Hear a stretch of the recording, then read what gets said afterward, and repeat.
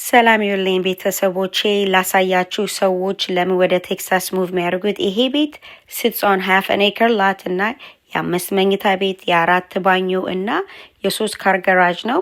3500 ስኩዌር ፊት ነው። አስኪንግ ፕራይሱ ደግሞ $612,000 ነው። ይሄ ቤት ኦፈርስ ኦፕን ፍሎር ፕላን፣ ፎርማል ዳይኒንግ ሩም እና ኦፊስ ያለው፣ አፕስቴር ደግሞ ጌም ሩም አለው። ደግሞ ኦፈር ያደርጋሉ የ4.9 ኢንትረስት ሬት እና ክሎዚንግ ኮስት ደግሞ ኔጎሽዬት ማድረግ እንችላለን።